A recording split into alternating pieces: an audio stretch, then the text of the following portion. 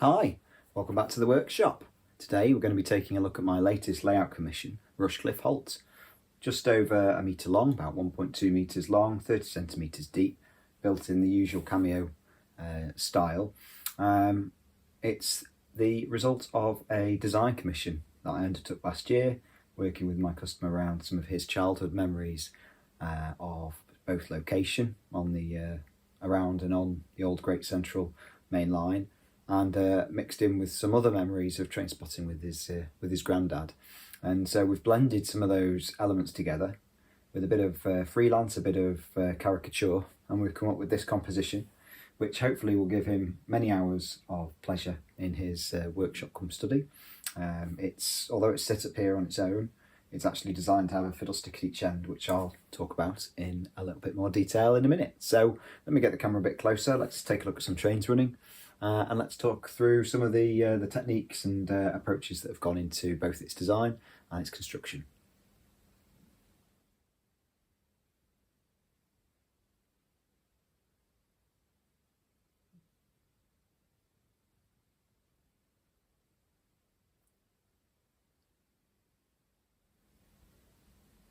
So let's take a bit of a tour of the layout from end to end. So we'll start at this end on the left. You will see the footbridge, which actually is part of the story of this layout. It represents those childhood memories of train spotting with my customer's granddad. And so not only does it bookend the scene, it sort of bookends the story in that way. It's actually from the York model making kit. Fantastic kit, really enjoyed putting that together. It took a lot of the fear of creating such a sort of fine structure out of the process. So fully recommend them. Obviously nothing other than a happy customer, but yeah, a great kit. So as we spin round, you'll see that you've got track here that suggests a rationalised system. So the whole layout is designed to kind of give the feel of the former Great Central, as if the twin track line had been rationalised. So the front track is still in use, and so the platform on this side has got a white line. It's, the surface is in reasonable nick, but the platform at the back is suggested to be abandoned, and that track has been left in as a run round loop for freight trains that access the gypsum works towards the back of the layout. At this side of the layout, we've got a road overbridge in blue brick, which I think is from the Wills kit, various bits of Wills stuff sort of glued together, and there's some various plaster girders and things in there as well. And then a scratch built tree at the back as well to frame that scene. What you've got then is this ratio fencing, which suggests Midland, which hopefully is roughly in the right sort of location. So then as we kind of come back this way, you'll notice some of the story as well. We've got ground frames now. So the signalling and the signal box has been removed, and we've got ground frames that are controlled by or unlocked from the token for the single line. And there's one there to allow access off the loop into the works, and one tucked just out of sight behind the line-side hut down here. You'll also note the signal here in the foreground, a ratio product that has had its arm removed. So literally there's no signal on the system on this section. We're within the token section.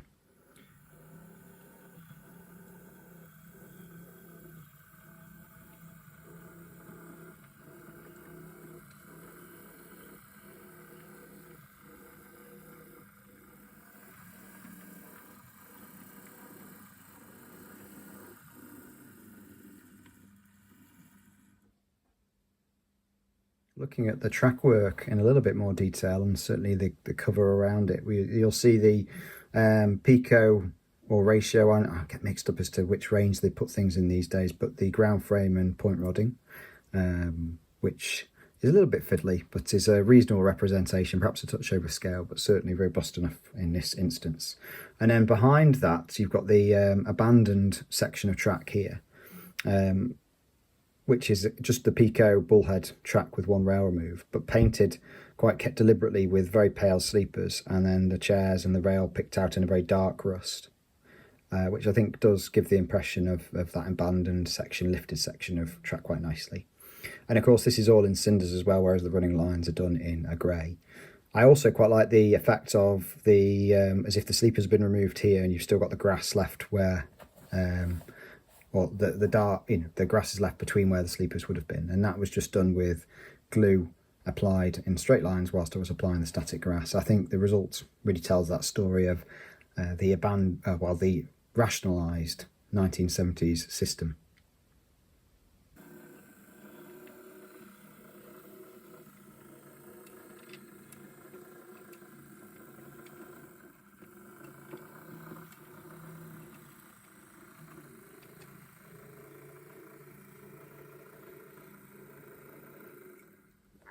So taking a quick look at this end of the layout, we can see the platform construction quite nicely. It is Pico platform edging with a platform surface that's been scratch built out of foam board. The ratio fencing hopefully suggests the location, and you'll notice the Wills Holt building used there. Just tucked behind is the back end of the head shunt, and there is a Pico bullhead rail build buffer stop there. The tree is a home twisted armature. I like using copper wire from 45 amp cable that's used in sort of van conversions when people put leisure batteries and things in. You can get it on eBay in fairly short lengths, and I use that to twist up the armatures from single strands. And then the tree itself is then formed from Woodland Scenic's green polyfibre and a blend of different scatters of various makes applied with matte lacquer again. The bridge, I think I mentioned already, is from Wills Components, but rather than stick with the red, I've gone with blue brick. I'm not sure if Rushcliffe itself had a blue brick bridge, but certainly in photos of other parts of the line, they certainly were. So hopefully that's a nod in the right direction. You'll note the platform surfaces here just are different. So that the back platform there is unused. That's got more of a brown tinge to it, a little bit more texture, as if it's perhaps past its best, and you can see sort of grass creeping in and growing on that. And on the front platform, it's much smoother and greyer, hopefully suggesting something that's still in use and has some level of maintenance. Even though we're in a very limited and small space here, there's a real variety of grass lengths in the scene. So at the end of the footpath, at the end of that bridge, it's very short, and then as it comes through the boundary fence onto the edge of the railway, you notice a lot longer and slightly paler straw-coloured grass there. And this is all done in my usual manner, using one of the Pico precision applicators and a variety of static grasses. I tend to use the shorter lengths, 1 and 2 mil, as a base, and then start to introduce some 4 to give a bit of variety. But I pinch small amounts as I go, so I fill the hopper with different colours every time. So there's a little bit of variation through the layout. And then using a matte lacquer and some 6 mil mixed with a little bit of 4, you can then start to add some of this length and depth to the grass there you see in the foreground. Should also be mentioned there's the usual nettles mixed in here as well, which is postiche with some green scenes scatter, again layered with matte lacquer to build that up. I think it's really effective. You can overdo it. There's only a few sections on the layout where it exists, but it does give that feeling of an overgrown embankment, I think, really quite nicely. Nothing else really does it.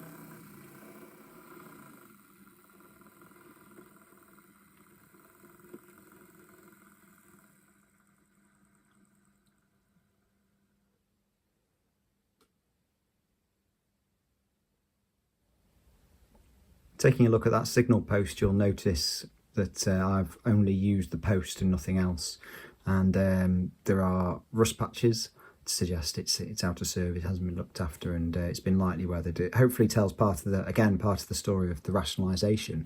You'll also notice the placement of trees in this scene.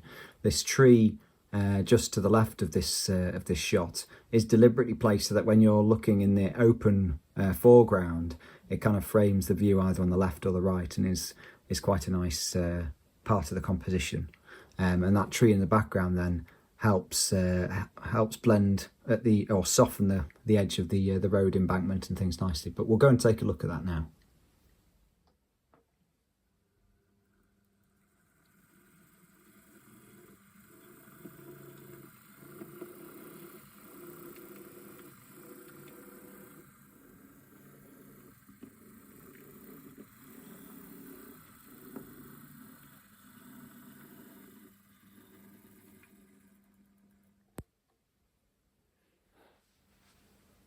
The layout itself is designed to be viewed at eye level, something like this, perhaps a little bit lower. We've used a sky back scene from ID Back Scenes, but it's been adjusted for me to my specifications. So the saturation and contrast has been reduced slightly to suggest more of a hazy summer's day, and it works nicely with my preferred colour temperature on the LED lighting, which is built into the lid as usual. I think in this instance, sort of any clutter on the back scene, hills or trees or or that sort of thing, I think would detract from the scene. So literally we've just got clouds, a hint of a blue sky with a little bit of perhaps a threatening rain coming in on that right hand side. I really like it. It works really nicely. I thoroughly recommend ID Back Scenes if you haven't dealt with them before, just as a satisfied customer, nothing else. Always have good service from them. And the ability to print in one piece, it costs you a little bit more, but if you do inquire with them, they will print you in one piece along the roll. So this back scene was printed as a 1.5 metre long uninterrupted scene that I've chopped down to fit within this in this space here. So yeah, looks good, works well, and hopefully, as I say, as viewed from eye level, really does sort of suggest we're stood in the fields and looking across the railway scene here. I don't have space to lay this all out at the moment in one big line, so here are the fiddle yards. So the one at the top here goes off towards the left hand side of the scene, and the one here is off the right hand side of the scene. So if you can, to sort of orientate you, this is the road bridge. So the two tracks at the front and with platforms either side. So DMU or locomotive can run into here and be just slid across so it can come back on the other track. So for run around moves, it allows you to bring a locomotive from the loop, bring it across and run round. Nothing more complicated than that. It's pivoted down this end and it's got a couple of stops, so you get a good alignment. And you can see the shape of the tongue here has been cut to mate with the one underneath the layout. At the back, slightly more complicated, more involved, and longer. This is where I guess most of the action may occur. We've got a long siding down the back for storing wagons for the industrial concern that can be placed on and off the layout here. And then the front, you've got a loop, so you can come off scene on your single track, run in to either side, uncouple your locomotive, and then this small sector plate here is just the length of a typical mainline locomotive, which can then be swung across to run around, and it just gives you the opportunity then to complete an operation. So you run into the layout, you back your or you go in and collect your empties, you put them back on the main, you go back in and you drop off your loads, you can pull the train forward into the loop, come off the train, come off this side, run round into the other track of the platform, go and collect your brake van from this end, was back.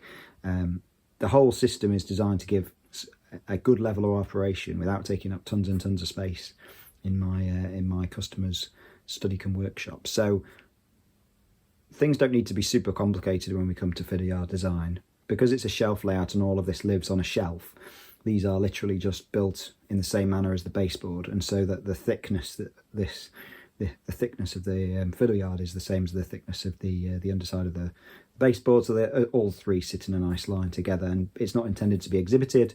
There's no need for sort of fancy alignment and clamping and things. This can all just sit on the shelf. and then hopefully in normal use doesn't get disturbed.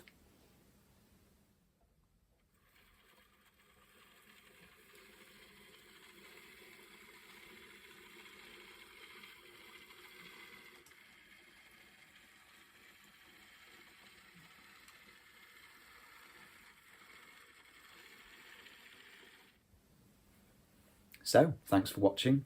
As usual, any reflections, questions, thoughts, do leave them on the comments and I'll do my best to get back to you.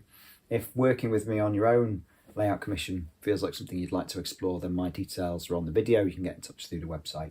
It's been a pleasure, as always, to build this, but to share it with you all. I hope you have taken something away from it, even if that's just a little bit of relaxation. So until next time, I'll see you all again soon.